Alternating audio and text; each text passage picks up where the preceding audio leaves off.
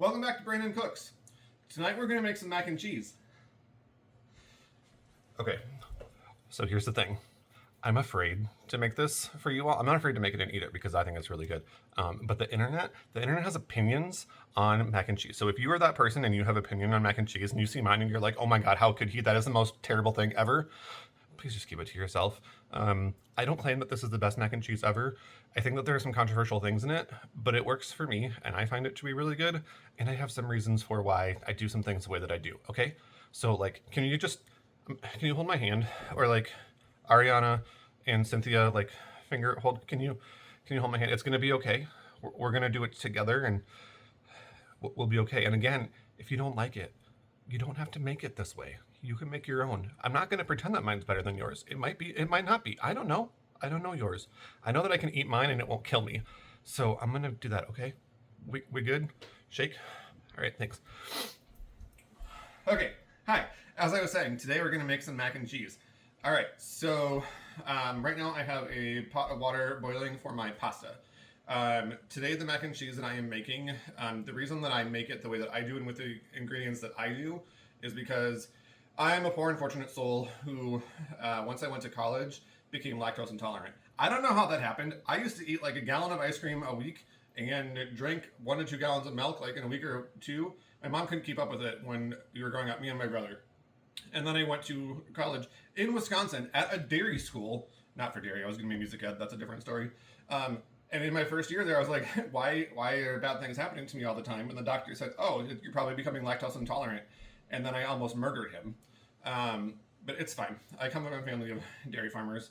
I am ashamed, but I'm here, and it's going to be okay. All right, so that's a really long way of saying I use things that I know that are going to be safe for me where I don't have to take pills and that I can eat it and it's good. So I'm only going to be using one type of cheese. So first, somewhat controversial thing. I know a lot of people like to put a couple different types of cheeses in their mac and cheese, which is great. I would love to do that, but I have found what works for me. So if you're not aware, aged dried cheeses that have a low moisture content, so specifically sharp cheddars, and today I'm using an extra sharp cheddar, have very low lactose in them. So if you are a human like me who struggles with that, the Kraft brand usually says like 0 grams lactose on it. So that's typically what I will buy. I do find with this recipe, I'm using extra sharp cheddar. I like it better than regular sharp cheddar. I really like that bite. This is one of those things where I think you do need to use a name brand cheese. I have used generics like a Walmart brand or a Aldi brand. I love generic stuff in general. I love Aldi in general. It's one of my favorite stores.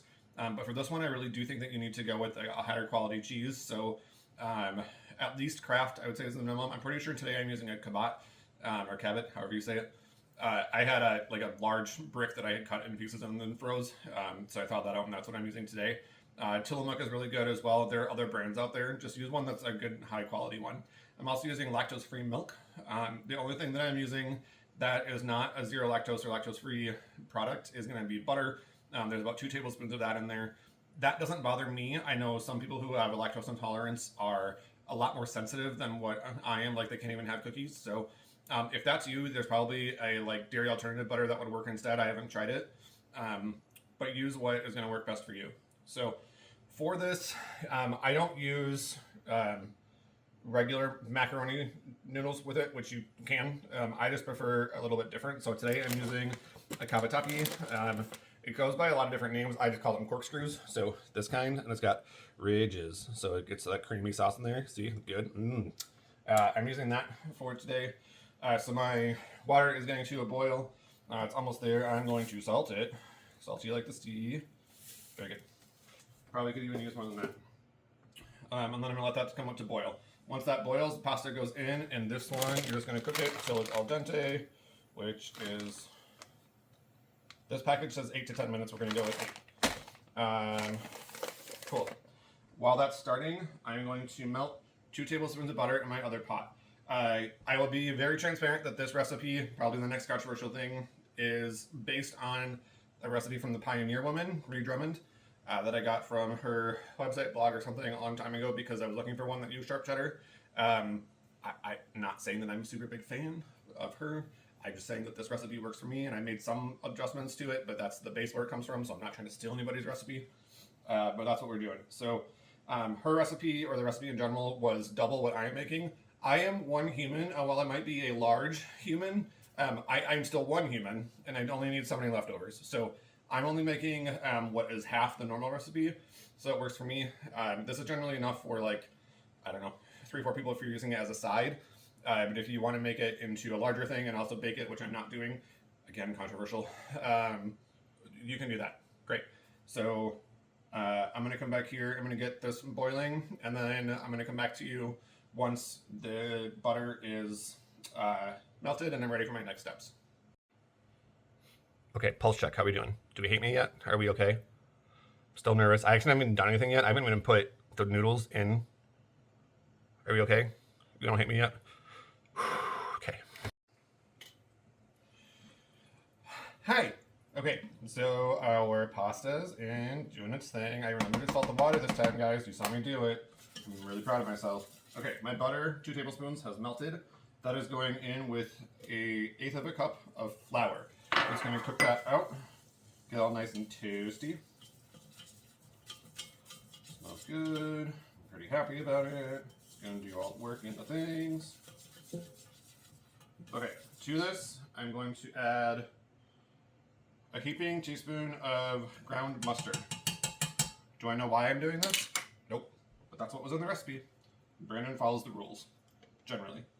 I did just sprinkling your ground mustard all over your cooktop is a requirement. Ask Jessica from Aggressive Tutorial, she knows. Okay. So I'm gonna get this kind of just cooked out a little bit more. I did burn this at one point, and it like ruined the entire dish, and I didn't know it until I was done, and it was really sad. So watch your flour, make sure it doesn't burn. You shouldn't be any higher than like a medium-low heat for this, and moving it around is going to help you not burn it. So once you feel like the flour is cooked a little bit and you're in a good spot, you're going to add 1 1/4 cup warm, in this case lactose-free milk. Whole milk is better. I had 2% today, so that's what I'm using. With this, I can maybe up the fat content of the butter and the flour a little bit if I needed to. I've made it with this exact arrangement before, and it's been fine. I haven't needed it to be any thicker, but that can be a thing that you want to do. So this is then going to come up to temperature, and it's going to thicken, usually about 5 minutes or so. Make sure when you put your pasta in, you turn down the water so it doesn't almost overflow and ruin your cooktop. Look at all the tips I'm giving you. I bet you wouldn't have done that on your own, because why not? Anyway. Alright, so we'll be back once it's time to do other things to this mixture once it's thicker, and hopefully my pasta doesn't boil over. I maybe should have used a larger pot. It's fine. Alright, my pasta has cooked to al dente. It's hanging out in the drainer, and my sauce is appropriately thick. I don't know how to describe it to you, and I can't really show it, but I don't know. It thickened to a degree that I find acceptable. Okay, next thing I do, which is also controversial, and do I know why I do it? Again, no. It's just a recipe. It seems to work. And I think it does help with just thickness and texture. So I have in this little prep glass 1 egg. I don't know why that was difficult to say. I'm going to take about 1/4 cup of my bechamel mixture, and I'm going to whisk this into the egg. This helps temper it, and then we're going to put the egg back into the bechamel. But this makes it so your bechamel or your egg will not scramble and curdle as soon as you put it in. Spilling it is a requirement, so make sure you do that. And then again, there's not a way to make like half an egg, but I'm only putting half of this back in. The recipe calls for 1 full egg in this whole mixture, so I'm only putting about half of this back in. So I'm going to take that, I'm going to start whisking again, and half of this is going back in the mixture. And immediately when it puts in, it does start to get a little bit thicker, but I'm moving it around again so that it comes up to temperature even more, and the eggs don't scramble, and we have a very unpleasant sauce. Alright, so that is looking good. Next, my seasonings go in. In here I have a 1/2 teaspoon of paprika, a 1/2 teaspoon of fresh ground black pepper, 1/2 teaspoon of seasoned salt, 1/4 teaspoon onion powder, 1/4 teaspoon garlic powder. And I'll probably put in more paprika because I love it. Well, that's what I'm starting with. I don't always do the garlic and onion powder, but I feel bullied by the internet already to add more seasoning and making fun of the white boy. So we are just trying it. And it's gonna be, I don't know if this is enough seasonings or not. I'm not bringing this to the cookout, so it's gonna be fine. Okay, so mix that around a bit. Make sure it's all incorporated, and then goes in my cheese. So this is 8 ounces of freshly grated extra sharp cheddar. The freshly grated is important. You don't want to use a pre-shredded garlic, or not garlic, hello. You don't want to use pre-shredded cheese because it comes with a anti-caking agent on it, and it creates a really like grainy texture, which is not great. So make sure that it's fresh, shredded by hand, and then this is going to go in, and you're just going to stir it around and wait for it to get all melty, and then for the cheese sauce to start bubbling a little bit, not boiling, just give it a few bubbles. That'll be when you know it's melted enough and everything's all incorporated, and then at that point we're going to mix in our pasta. So I'm going to keep going with this. It'll just take a couple minutes. I'm going to also taste it throughout to see if I want to add any more paprika or other seasonings. You'll notice I didn't add any direct salt to this. The pasta is salty from the salty water. I used some seasoned salt in it, and cheese also has natural saltiness. So I'm a person, again, who very much loves salt, but I don't find a need for extra salt in here. If you want to put more in there, great, go for it. Your other seasonings are going to do more work, though.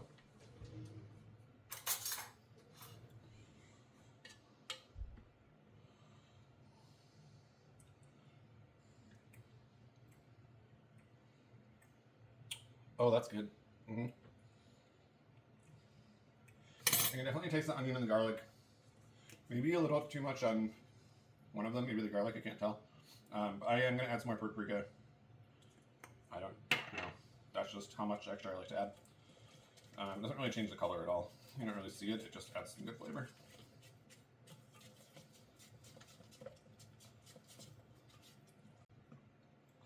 Okay. So my sauce has gotten a little bit bubbly. This is what it looks like. So it might seem a little bit thinner as it heats up. It'll thicken up as it cools down, so it's fine. At this point, I'm going to take the heat away, turn it off. I'm going to grab my noodles, which are in the sink behind you. And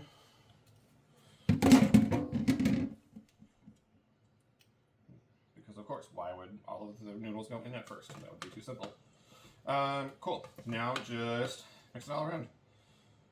It is helpful, I guess, if your noodles like to jump out of the pan at you.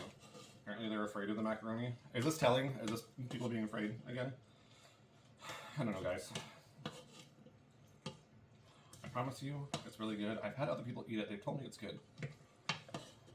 Can we just agree that there can be different recipes of mac and cheese, and that there doesn't need to be one perfect one, and that it's okay? Would that help unite us if we all just agree that we can all love our own mac and cheeses? Wouldn't that be the day? Alright, we're done. Now, me saying we're done right now, again, might be controversial. The original recipe does say that you can bake it, so put it into a pan, I don't know, probably 350, put more cheese on top, maybe breadcrumbs, which is another controversial thing. I don't love how mac and cheese bakes sometimes. I can get greasy depending on the cheese. I'm also really impatient because I want to eat this right now, and I don't feel a need for it to bake, to have more cheese on top. This is sufficient to me. So, sorry, I forgot to get that before. I'm going to dish it up.